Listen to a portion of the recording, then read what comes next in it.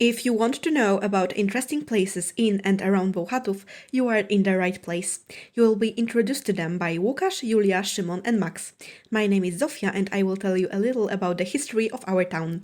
Enjoy listening! The history of the Bełchatów settlement dates back to the 14th century. At that time, according to sources, the land on which today's town was founded was given to the founder and the first owner of the settlement. At the beginning of 19th century, the first textile manufactory was established in Bełchatów. From that moment on, the town slowly lost its craft and agricultural character and became a textile center. In 1970, after the fall of the January uprising, Bełchatów ceased to be a town and regained its municipal rights in 1925. At the turn of 1914 and 1915, the front passed near Bełchatów several times. Before the war, almost 5,000 Jews, more than 50% of the total population, lived in Bełchatów. After the occupation of Bełchatów, the Germans established the Bełchatów ghetto on 1st of March 1941, which was located within the boundaries of today's Fabryczna, Pabianicka, Sienkiewicza and Narutowicz Square streets. In 1960, deposits of brown coal were discovered and just 20 years later, the raw material was extracted for the first time. Today, Bełchatów is mostly known for the Bełchatów power station, which is the largest coal-fueled power plant in Europe and one of the largest in the world. The mining site is an enormous hole dug by huge excavators, which is a very impressive sight. At the mining site, there were also remains of a mammoth fund, which you can today see on the interactive exhibition of PGA Gigantymoce. Gigantymoce, loved by both children and adults, is a museum where learning meets fun. You can find out all about the history of our planet and electricity in an engaging way, full of fascinating displays, multimedia, and games. There are audio guides personalized for each age group available, both in Polish and in English. After seeing the exhibition, you can step outside the museum building into Narutowicz Square, where you can relax and enjoy a meal in one of the many restaurants or watch a movie in the nearby cinema. If you feel like shopping, the very recently opened Bawełnianka shopping mall is right around the corner. There is also another shopping mall in Bełchatów, Galeria Olimpia, with a tad wider array of shops and a cinema. In case you're a sports enthusiast, there's plenty of stuff for you to do as well. Bełchatów has 2 skate parks and a pump track. In winter, you can go ice skiing in one of the 2 ice rinks. Góra Kamieńsk is also a great option if you're willing to travel a bit out of town. It's a hill artificially built with the caprock excavated from the brown coal mine. You can go skiing or take a ride on the luge track there. Additionally, you can watch a football match in the Gieksa Arena Stadium or watch the many-time Poland champions Skra Volleyball Club play in Hala Energia. A lot of interesting places are also located outside Bełchatów, in the communes of Bełchatów, Kluki, Kleszczów, Drużbice and Zelów. In Postenkalice, in the east of the Bełchatów commune, it is worth seeing the wooden church of Saint Roch from the 18th century.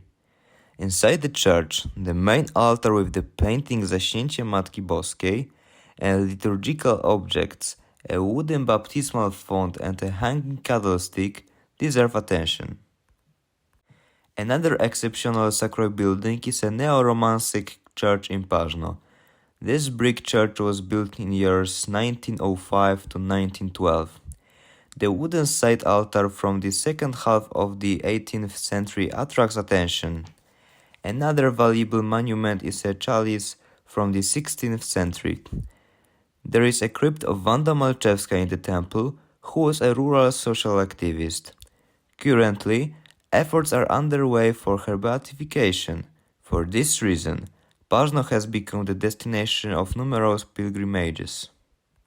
You can relax in the bosom of nature nearby Paźno in the agri-tourist farm Kardynał, which is also called Grobla. A characteristic part of this place are large straw umbrellas that grow over a large pool. Everyone will find something for themselves here. Rich gastronomy, dance parties and concerts organized at weekends, children's playground, or possibility of a pony ride. Grobla is also a paradise for keen anglers. When it comes to rest areas, You cannot omit the saltwater reservoir located within the Bełchatów Kamin. There is a complex of the Bełchatów Power Station Recreation Center on the shore of the reservoir. This resort includes luxury hotel Wodnik, wooden mobile homes, a campsite, and even an indoor pool.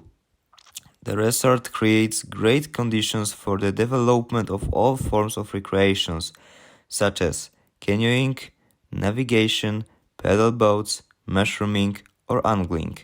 It is worth mentioning that there is also a water equipment rental here.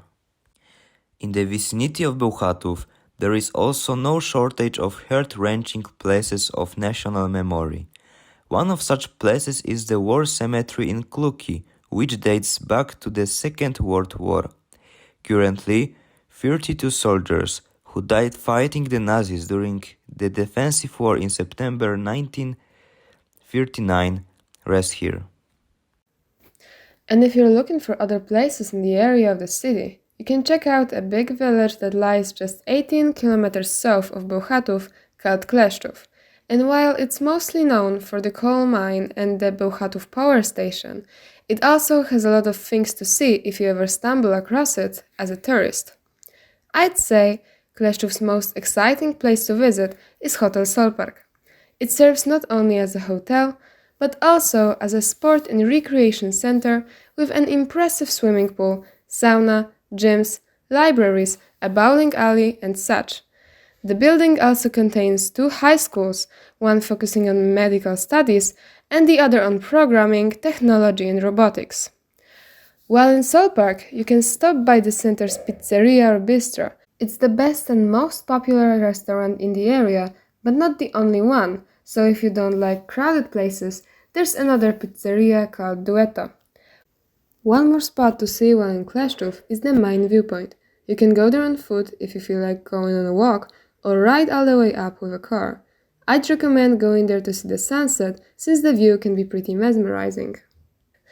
If you're looking for a good place to spend your free time actively, Kleszczów offers tennis courts, gyms, a stadium with a running track, skate parks, and also playgrounds for the youngest.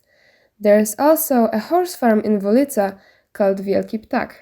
But sports isn't the only thing you can do in Kleszczów. If you prefer art, dance, or theater, there's also a place for you. In the Municipal Cultural Center, you can sign up to learn to play instruments such as the guitar or the drums, practice your drawing skills, or join the theater club.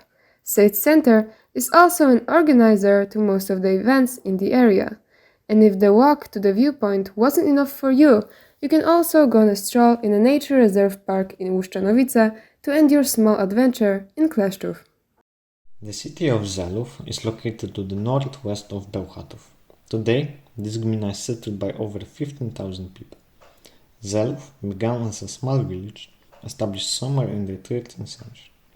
The first mention of the village was in the year 1441, and back then it was called Szaliów. In 1802, then owner Józef Świdnicki sold this land to the Czech settlers that came with their culture, architecture, and cuisine. After World War I, the Czech population started decreasing, and other nationalities started settling down there, like Poles, Germans, and Jews. During the mid-war period, the textile industry that was kick-started by the Czech minority was modernized and grew, like in the rest of Łódź voivodeship. During and after World War II, the diversity of Zelów got destroyed by mass murders and enforced displacements. But the culture and the religions left by the past residents stayed. The biggest symbol of the Czech influence on Zelów is the Reformed Church that Zelów built in 1825. There are also churches for Lutherans and Baptists, and many wooden churches for the Catholics. As for the other historical monuments, there are old wooden houses that belonged to weavers, ruins of a manor house in Styrzewice, and if you plan a nice weekend or have an occasion to party, you should consider retention basin Patyki at the nearby banquet hall. To the east of Zelów, we have Drużbice, a gmina that as of today has a population of over 5,000.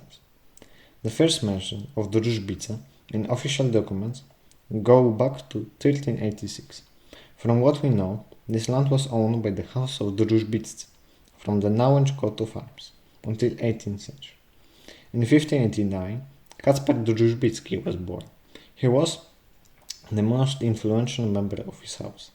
In his lifetime, he became a Jesuitic and ascetic writer and one of the most important Polish religious writers of his time. During World War II, there were a few instances of army movements and plane crashes in the region, and after the war, some cursed soldiers would operate in this gmina. Drużbice used to be, and to this fact, is a rural region. Because of that, most of the historical architecture reflect this fact. Sadly, many of the buildings like mills, manor houses and churches are in ruins and had to be renovated because of war and years of being abandoned. Thankfully, some of them survived, like the wooden church of St. Ignatius of Loyola in Suchtica.